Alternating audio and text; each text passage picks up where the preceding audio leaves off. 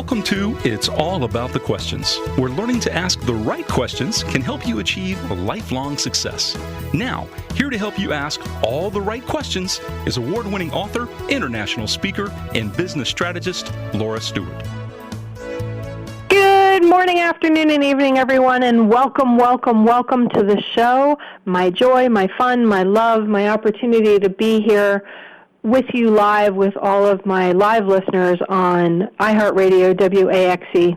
If you're just joining me for the first time live on iHeartRadio, WAXE, Vero Beach, maybe it's because you're stuck at home, you're protecting yourself, you're doing as those who have more knowledge than us hopefully has suggested, where you're sheltering in place, you're trying to isolate just to stop spread the coronavirus, or to, as they say, flatten the curve. Whatever reason you're listening to the show today, I want to thank you for being here with me.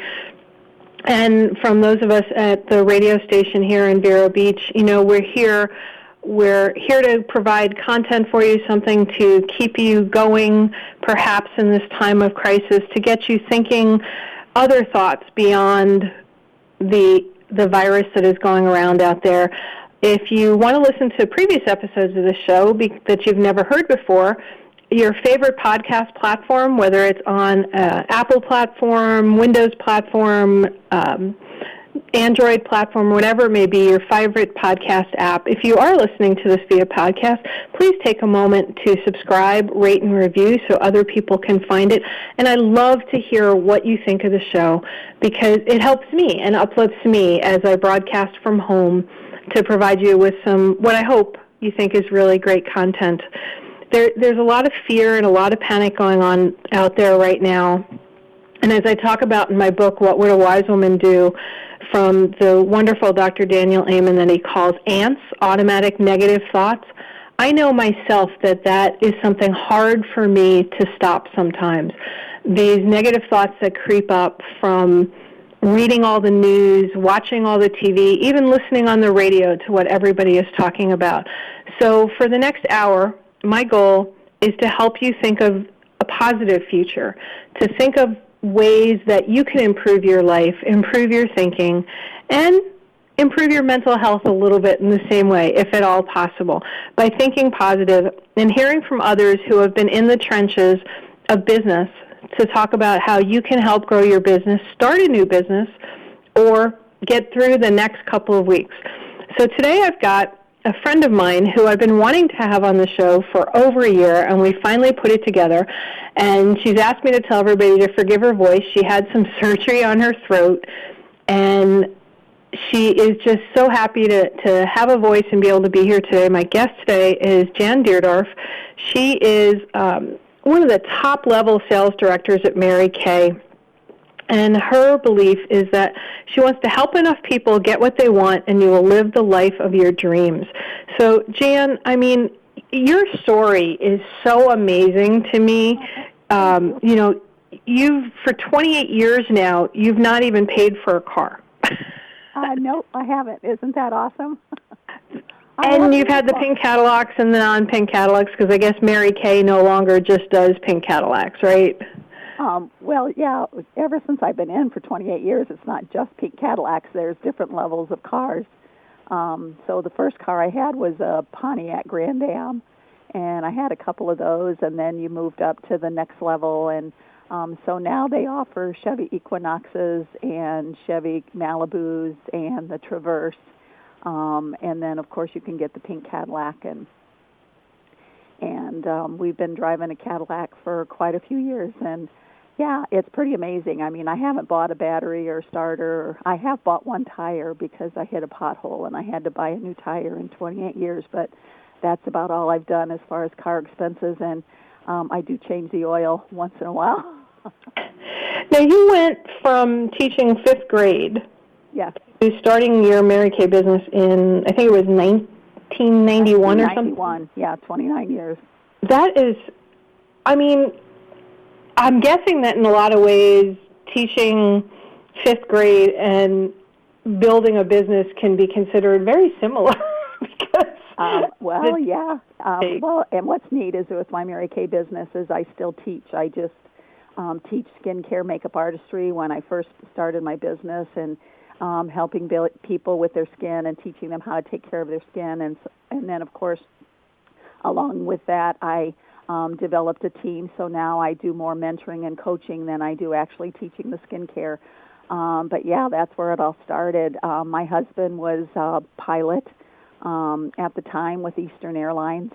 And so his schedule was he was gone Saturday, Sunday, Monday, Tuesday, and he would be home Wednesday, Thursday, Friday. And, of course, I was teaching during the week and home on the weekends, and we just weren't together.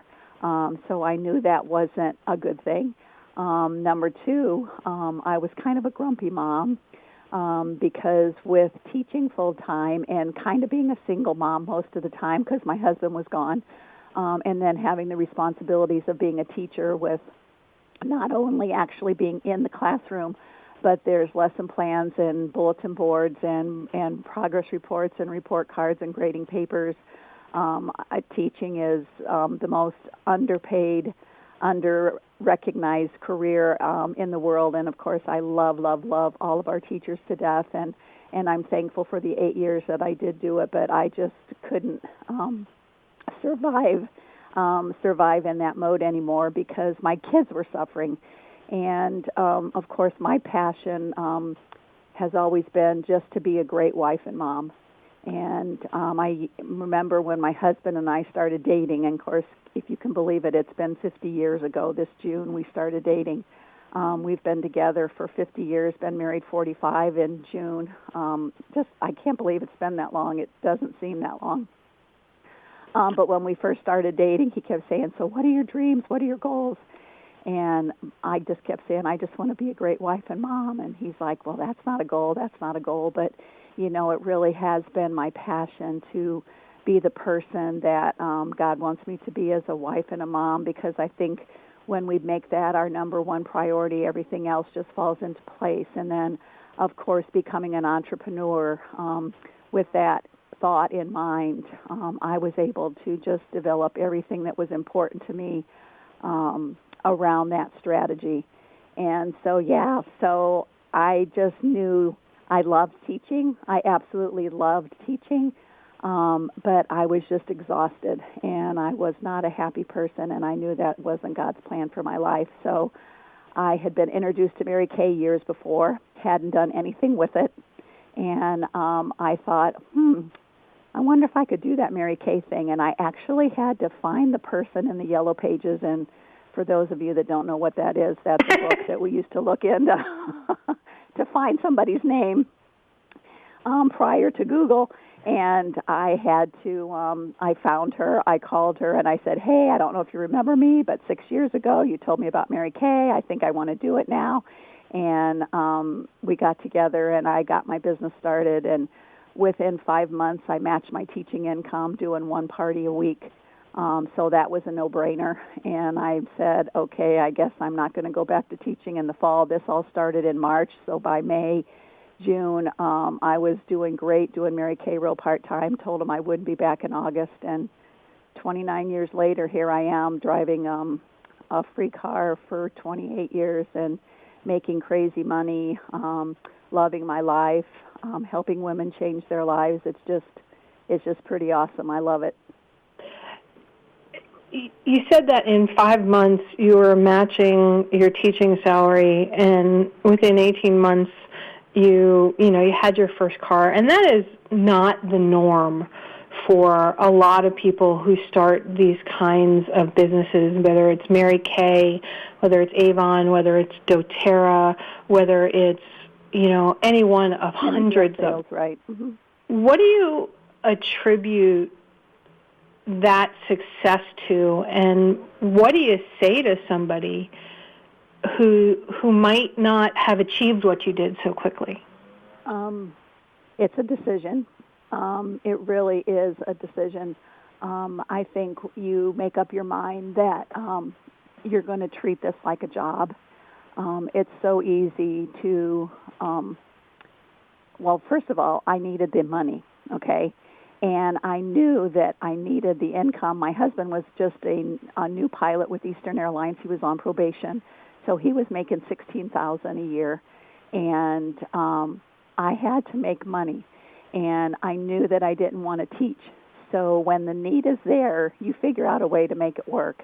And so when I started my business, I, number one, took God as my business partner, and I said, okay, God, together we can make this happen. One of the things that I need for this business to work is people. So I need you to put the people in front of me that I need each day, that I need to talk to. I used to pray for 20 seconds of courage, that I would have the courage to talk to somebody and to offer them a free facial and just to work the business. But the other thing is, there in Mary Kay, there are so many amazing mentors because we all start in the exact same place. We all start with no customers, no consultants, no team. We just get the same starter kit box, and then we've got to figure it out and create it from there. And in Mary Kay, there are so many directors that direct you and lead you and take you step by step, which is what I get the privilege of doing now.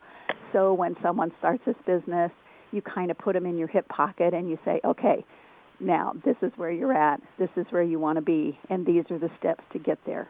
And it hasn't changed. Mary Kay's been around for 57 years, and the strategy really hasn't changed. How we do it changes. I mean, obviously, when we started the business, and even when I started 29 years ago, if you can believe it, we didn't even have computers.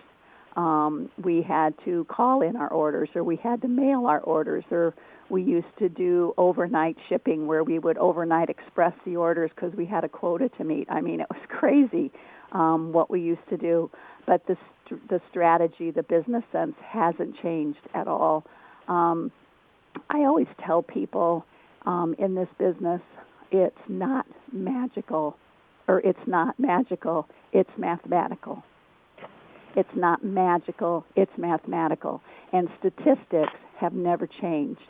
And so when you learn the numbers, when you learn how to take the business step by step by step by step, and you just follow someone else's success, you can't help but be successful. I think the other key in building a successful business is consistency. I have consistently worked the business.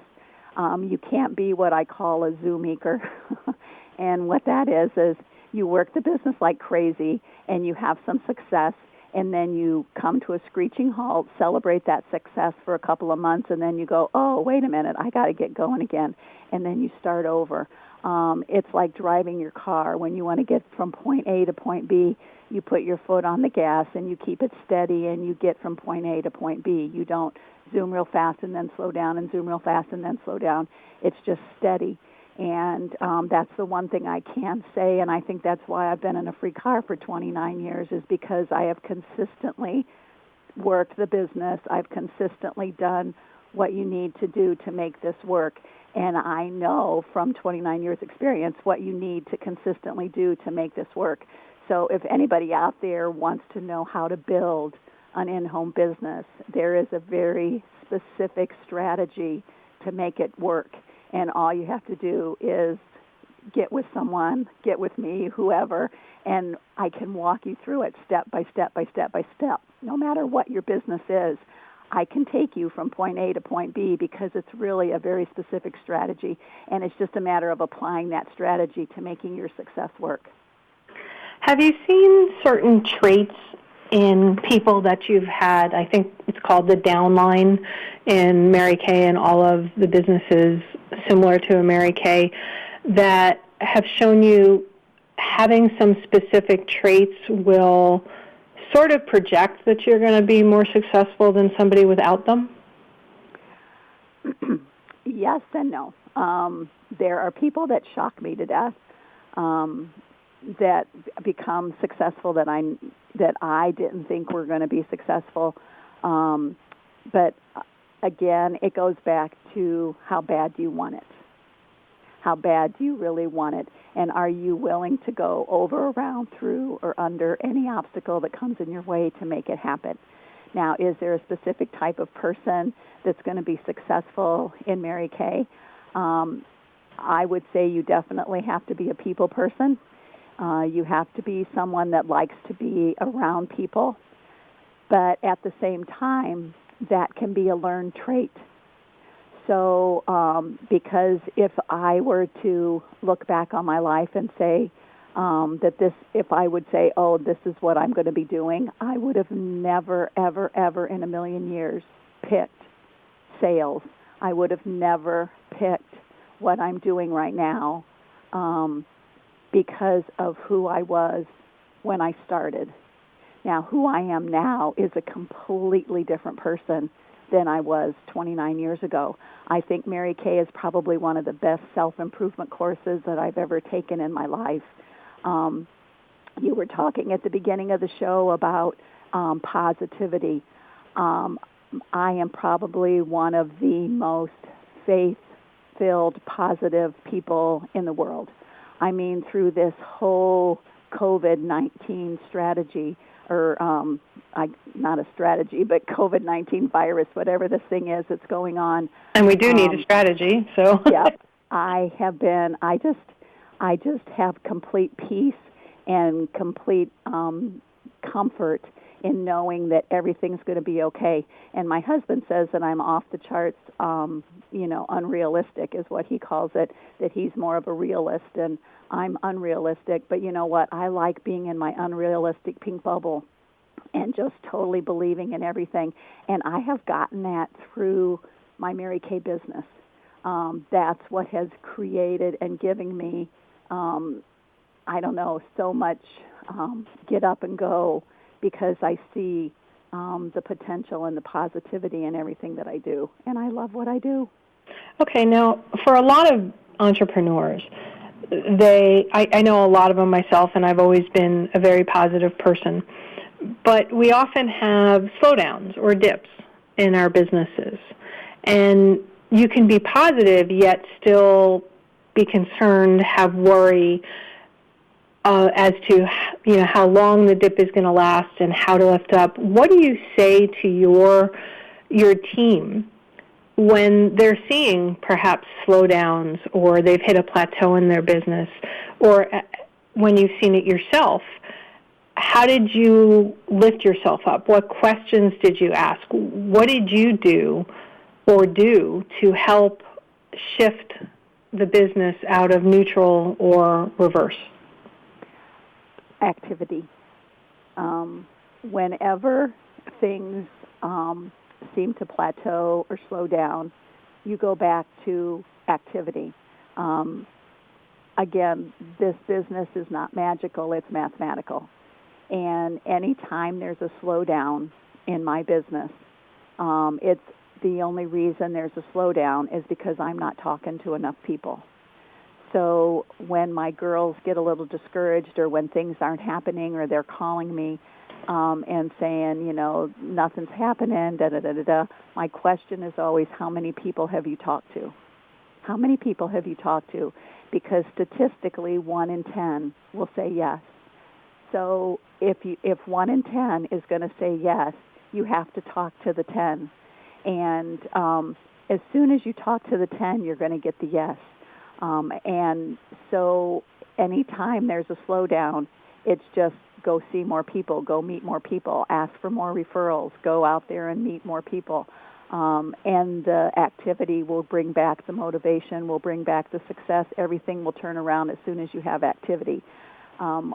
Especially like even in the craziness that's going on right now, it's like, okay, I can't go out and meet people, I can't go do things, I can't go, but there are so many ways with the internet, with social media, to be out there meeting people. Like one of the things I'm doing right now is I'm contacting all of my friends on Facebook and saying, can I mail you a facial in a bag? I want to just mail you a cleanser, a microdermabrasion treatment, a eye cream, and everything you need, a cute little look, some lip gloss, and I'm going to mail it to you, and I'll walk you through it when you get it on how to use it all. And so we're still out working the business, even though we can't go anywhere. I'm still doing facials. They're just online, or I'm talking to them on the phone. But you just got to get creative and always figure out a way to keep activity going, because when you stop is when the mind kicks into gear. And when the mind kicks into gear, the negativity starts happening. That what you just said about ant, those automatic negative thoughts. Those automatic negative thoughts, that ant creeps into your mind when you're still. But when you're busy and you're going and there's activity going on, then that's not going to happen. And so the worst thing you can do in any situation is to stop and ponder and think. Does that make sense? It makes total sense. I was thinking as you were speaking about whenever there were crises, when I had my tech services company, or even now today, when that would happen, I always increased my activity. Exactly. And I would send out more communications to my clients saying, hey, we're here to help. Here's some things we're seeing. Here are some possibilities for you. Not necessarily trying to sell them anything, just providing, in the immortal words of Bob Berg and John David Mann from their awesome book, The Go-Giver, provide value. Provide a lot of value. And I know I had texted you a picture of my face after I had a facial knot from Mary Kay, and I thought it was an allergic reaction.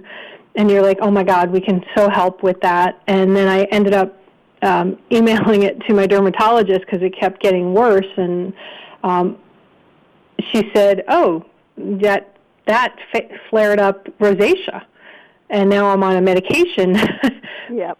I had that. It totally looked like rosacea. And I have a lotion and that I'm going to get to you that you will be in love with forever. I can't wait because I so need it. But I never would have thought of. You'll put it on there and it'll soothe it and take it. And it's actually Mary Kay's original night cream from 57 years ago that we still have. Hey, if it works, why change it, right? Yeah. I started laughing because when I was talking to my dermatologist after 57 years, which to me is amazing. They haven't made any changes to it. It's an amazing night cream. Well, I think that's so great because when I was talking to my dermatologist about what was going on, her receptionist said to me, why did you change your face cream? You know you have sensitive skin. And I said, because my face cream changed its formula. Oh. And so I hadn't been able to use it anymore because I had literally broken out to an allergic reaction from it. And that's why I was getting the facial and talking to this person who, by the way, is a wonderful facialist in my area. Right. And what happened to my skin had nothing to do with her. I'm just super sensitive. And it's interesting to me that we always feel the need to change what is working for whatever reason. What's your response to that? And we're not just talking about what you just said, that Mary Kay, this one cream, they haven't changed their formula in 57 years. But in business, when you're coaching people, oftentimes I see this with the clients that I work with. They're like, well, I want to change this. And it's like your bell curve is still going up and up and up. Why do you feel the need to change this? Do you see it potentially flattening, as Daniel Burris talks about in the Anticipatory Organization? Or maybe you just need to add another line of attack and see if that will peak as well. So what do you say to people who feel, well, this is working, I don't want to change it? Or I should change it? I mean, that's amazing. My adage in life has been, if it's not broke, don't fix it. So believe it or not, I have been using basically the exact same facial strategy for 28 years. And I teach it to my girls all the time. And I have been using the exact same closing strategy that I learned from an amazing man. His name was David Cooper. And he taught closing questions and how to ask questions. Just an amazing man, and he recently passed away, but he taught me a strategy. Because we're going right into national news. Everybody, will be right back with more from Jan Deardorff, because she is amazing, and we're talking about how to keep business going, start a new business, and keep those ants out of your brain. We'll be right back.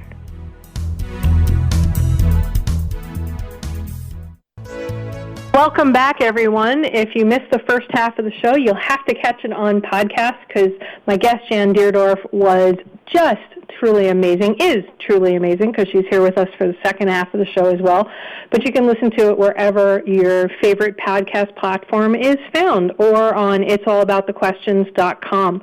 And I love to hear from you, so please, anywhere on social media, The Laura Stewart is my handle on all social media, or you can email at laura@laurastewart.com. I'm here to help you, everybody. If you're going through something, you don't know how to shift your business, you don't know what questions to ask, I want to help. So please email me and let's get a call scheduled.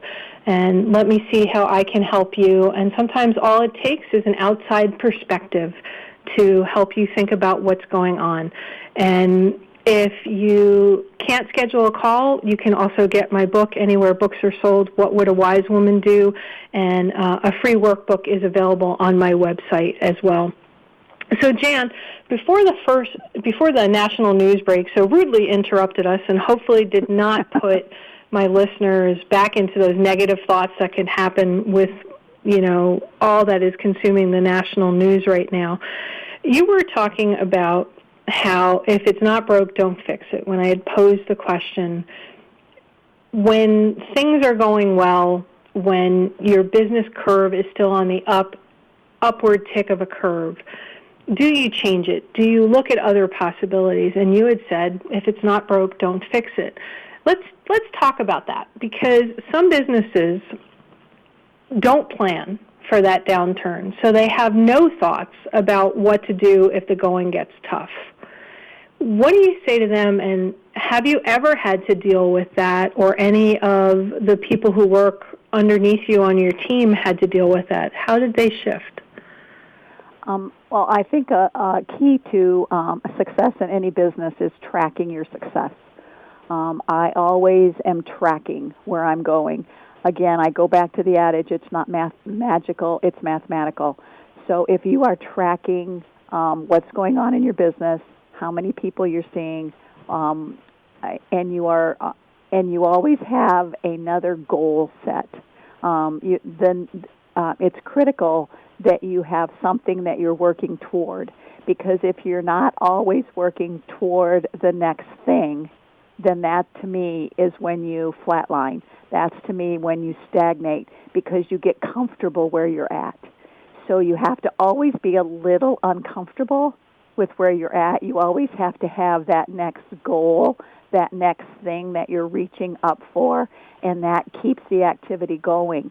It's the process that I'm saying, if it's not broke, don't fix it. I think one of the problems that we have today with social media and with all of the new ideas out there is people are jumping at them. They're like in my business, people come up with a new idea, a new way to say something, a new way to do something, a new way to try this, a new way to do that.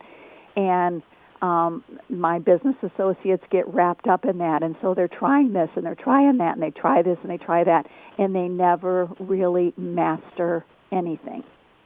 They're always trying something new. And to have a true successful business, you have to be a master at what you do. And so to master what you do, I have created a strategy that really works for me, and I've really consistently done it for 28 years. And when you have something that you've mastered, you can then share that with people. And as soon as you are sharing it with them, you work with them until they have the same confidence. Because when they have confidence in what they're doing, when they master a skill and they have confidence, then they're going to have a win. And when you have a win, you're going to have success. And when anytime you have a win, you're going to stick with it. Because if you keep having a win, even if they're little, you're going to keep doing it. And so to me, it's not a matter of figuring out what to do next. It's that you already know what to do next. It's more about what's my next goal, what do I need to do to make that happen, and then going from that, from step to step to step to step. So my basic strategy for my Mary Kay business, I have really been doing the same way. The way I close a sale, I have been doing the exact same thing for 29 years. And when I share that with other salespeople, they're like, what? But because I know that it works, and it's not how you do it, well, it is how you do it, but it's, you know what I'm saying? If you strategically know that what you're doing works, then don't change it. Okay, so it's a matter of doing enough of it. Take us through a couple of steps of how you start your strategy with somebody new, somebody who is starting a new business, or I think it would really apply to anybody going through any crisis right now, to get back to basics. Okay. Well, I love to sit down. I always sit down with my new people one-on-one, and we just kind of have a talk. And the first thing I have to do is I have to really figure out what is their need. What exactly do you need? And usually that need I'm talking about is financial. So how much money do you need to make in order to meet your needs? And you would be shocked at how many people don't even know what their budget is. It is appalling to me. And so you need to know a basic financial budget. How much money do you need to live every single month? So I sit down with them and we figure that out, because once I have that number, I know that I can work backwards and show them how to make that money. And whether it's that we're going to keep doing the JOB that you have right now, and we're going to add Mary Kay as a plan B or as a supplement, then that's what we're going to do first. And then as we build the Mary Kay business, the goal would be to replace the other JOB so that you could quit the other JOB and have, live the life of your dreams, where you can have the flexibility to work when you want, stay home when you want. From my Mary Kay business, my husband and I have been able to become financially free. My husband is now retired. We have a beautiful home in Colorado, and we go out there for July, August, and September. Instead of being snowbirds, we're summer birds. We get out of the heat here and go to Colorado, where it's gorgeous for the summer. Perhaps not this summer, but maybe again. Oh, no, we're going. It won't matter. We'll drive if we can't fly. Okay, sounds good. Yeah, we are out of here. In fact, my husband's getting a little anxious. He's like, why don't we go right now? I said, because there's still snow out there. But because of the decisions that we've made, over the years, we've been able to do that. So when I work with a new consultant, that's where we start. I'm like, okay, what do you want, and what are your needs? So once we create her needs, then we create a strategy of what exactly she needs to do to make that dream a reality, or to meet the needs that she has in that business. So it doesn't matter what business you're working with. I can sit down with you and I can show you exactly what your steps are, and what you need to do to make what you need to make to go to that level of whatever success you're wanting. Okay. Now, when you're teaching somebody, after you've gotten all that down, and they hit their first hiccup, mm-hmm. What do you say to them? What do you tell them to ask themselves to help them pick themselves up during that first hiccup? Because you've already laid the foundation, right? But it's the first time they've had to go, oh my gosh, I don't know what to do now. Even though they know what to do, it's still a fear factor, sort of can paralyze a lot of new entrepreneurs and existing entrepreneurs. Right. It's just again, you go back to your tracking, because most of the time, any kind of a hiccup you hit is because you're not doing the activity. You have a stall. Or a lot of times, I would say one of the biggest things that stops people in my business is the word no. When someone says no to them, no thank you, I'm not interested in a facial, no thank you, I don't want to get with you, no. And what you have to change your thinking, and the word no just means next. So anytime I hear a no, what I'm saying to myself is, okay, who's next? And again, it goes back to the numbers. If 1 in 10 say yes, then that means I have to get 9 no's in order to get the yes. And I also know that from my numbers that every yes is at least $200 in sales if you want to do it basically. So I make 50% of everything I sell, so I'm going to make $100 with every yes on a minimum. That's just if I get with them for a sales appointment. So that means that every single no that I get is worth $20. So if you say to yourself, oh, you got a no? Well, you just made $20. Okay, who are you going to talk to next? And so anytime my girls get stalled or, again, I just go back to who are you talking to next, and just get the activity going again. What do you say to those of my listeners right now who may be small business owners who their businesses are just shut down right now because of everything going on in the world today, and they can't even think of how they can continue their business in a different way? What do you say to them? I say to them they need to call me, and I'm going to show you how to have a plan B in your life, which is a Mary Kay business, because 3 things never suffer in a recession: tobacco, alcohol, and cosmetics. And women want to look cute, and men want their women looking cute. So our line of cosmetics are continuing. I mean, I have people calling me, ordering, and my business is still open, and I'm working, and everything happens. So whatever business you're in, if you don't have a plan B, if you don't have something that in a situation like this that you can fall back on, that's going to give you an extra source of income, that's going to give you what you need, then you need to think that new thought right now. So I mean, maybe you have a restaurant right now, and that is devastating. What's going on with them? And so I think part of that is just that hang in there mentality. But then that goes back to when I was talking to you about what do you need and how much money do you have in the bank and how much do you have saved up, so that when you have an emergency like this and the world shuts down for a month, for 2 months, are you going to be okay? And if the answer to that question is no, then you need to really, really think about creating a plan B in your life so that when things like this happen, your world doesn't come to an end. You know, I mean, my husband is an example of that with, being with his flying industry.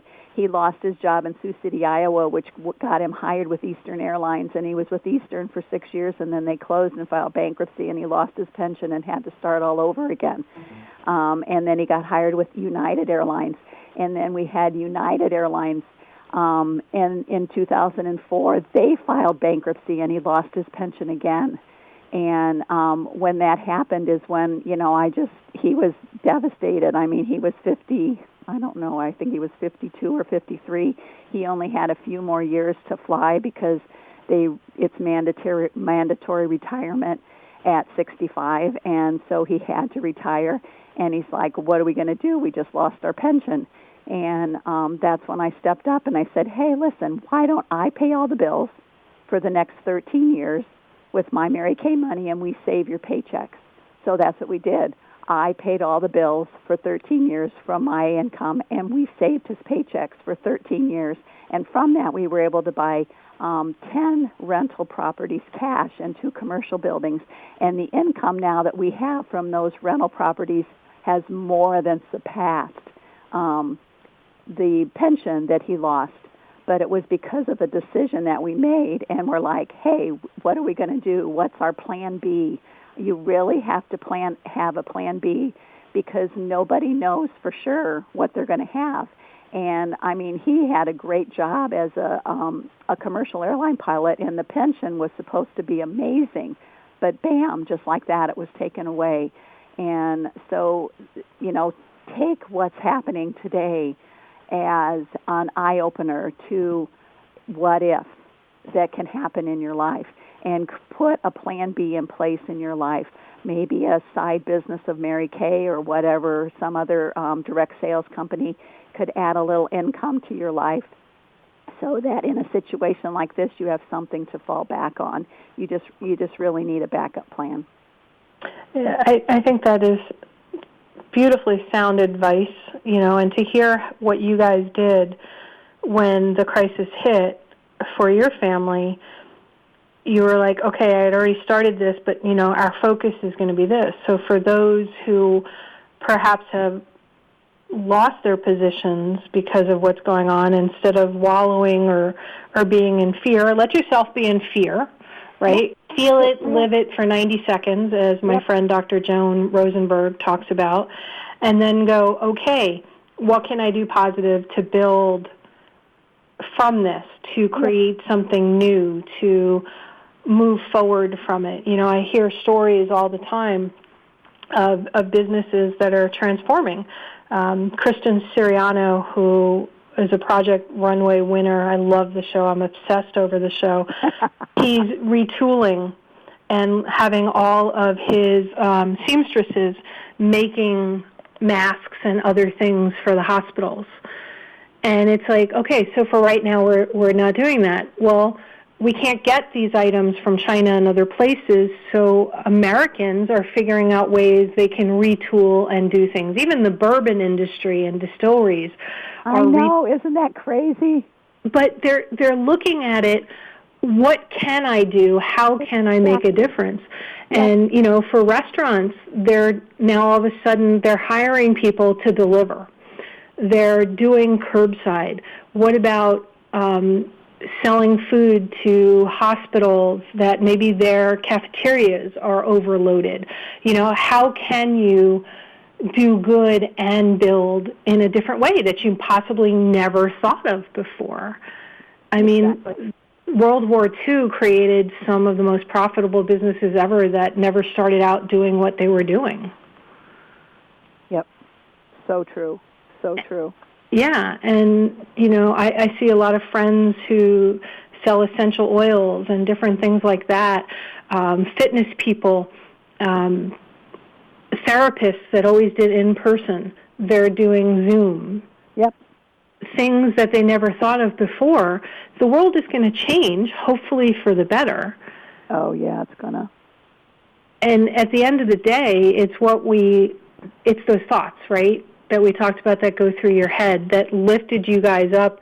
It wasn't a COVID-19 kind of crisis or a World War kind of crisis when your husband, all those airlines kept stopping, but for yourselves, it felt like it, right? It was a major crisis for us, exactly, because we had plans and we had a future and we had it all mapped out and we thought we had it all figured out, and then all of a sudden there's a big crimp put in it, and it's like, well, nope, that's not going to happen, so now what are you going to do? And we could have, there were pilots that, panicked. I mean, they were depressed, they were devastated, but what good does that do? What good does that do? You still have bills to pay. You still have to provide for your family. You still have to figure out a way. And to me, fear is false evidence appearing real. So fear isn't real. It's just a feeling.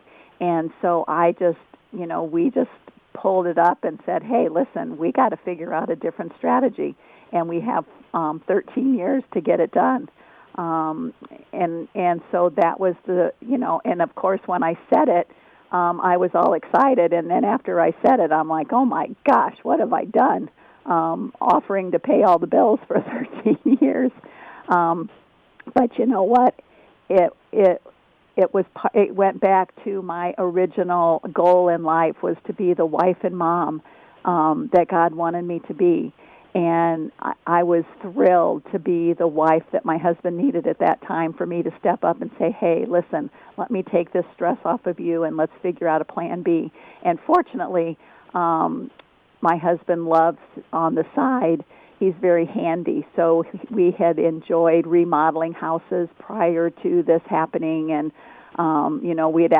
he'd actually built a house on his days off. So it was already something that he loved doing. So when this happened, I said, hey, let's just get rental properties and let's build it that way. So, it worked for us. But I think everybody really needs to have a backup plan. You really need to have something that is going to help in times of need.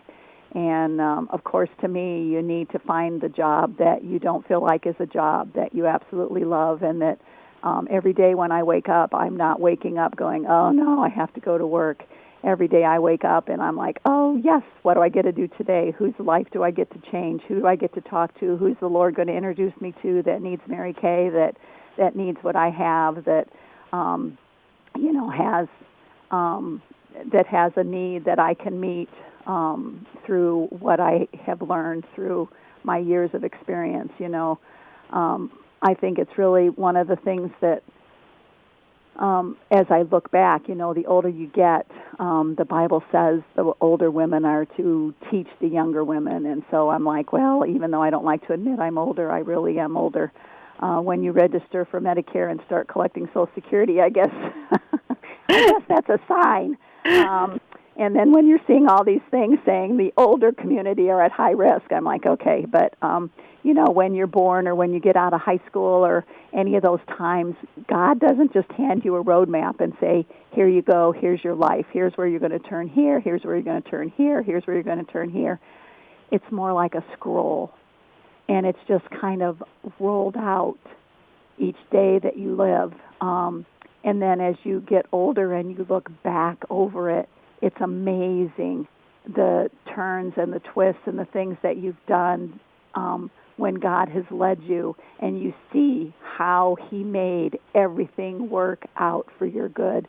So as scary as this COVID-19 thing is right now, as unsure and unsettling as it is, there's a lesson to be learned. And that's what I think that we need to grab a hold of. And we as a nation, I think, are learning so much. And it's just important that you take the time, because you actually have the time. I mean, how many of us have been praying for time to just take a deep breath and relax? And now God gave you this time to take a deep breath and relax, and you're at home.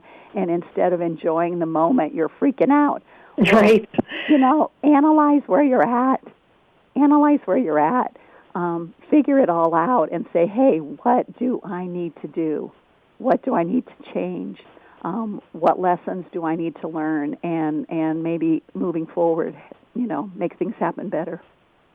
I love that, Jan. So we're almost out of time, and I want to make sure people know how to reach out to you, because you've offered, if they're stuck, if they're not sure what to do, if they're fearful and they're not sure how to keep going, to reach out to you. And if they want to start a Mary Kay business, which you've proven after 29 years and almost 650, your goal this year, I think you said, is 650,000 in sales. Yes, that's our goal. We're working for the top. Yeah. So how do people reach out to you?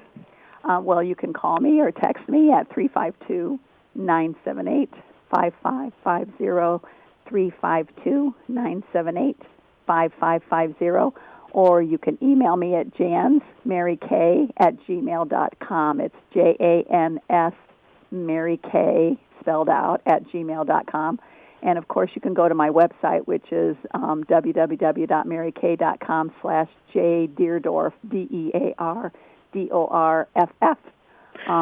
I would love, love, love to talk to you. Nothing thrills me more than to sit down with someone over lunch or whatever and just talk about your life, talk about where you're going, what you want, where you'd like to be. I mean, it's my passion. If I don't know if I have a minute to share a poem real quick. You have about 20 seconds. Oh, I probably don't have time then. Okay, but if they call you, they can find out what that poem is, or if you send it to me, I can include a link to it or something like that on the podcast. The title of it is Maybe She Needs Me, because we work through life going so crazy thinking, oh, I need to ask her, and we get scared and we get in our own way. But you know what? It's not who needs you, but maybe she needs me. And perfect. That is a perfect last thought, everybody. I hope you enjoyed Jan Deardorff today and you enjoy the show, whether it's podcast or live. Most of all, during these times right now, I wish for nothing more than peace and happiness and abundant health for all of you. And if you can't get to your loved ones because you need to protect them or they're in a hospital and you can't see them, please remember that I'm praying for all of you. Have a great day, everybody, and stay safe and healthy, very, very healthy. Download a free workbook that will help you ask better questions starting today.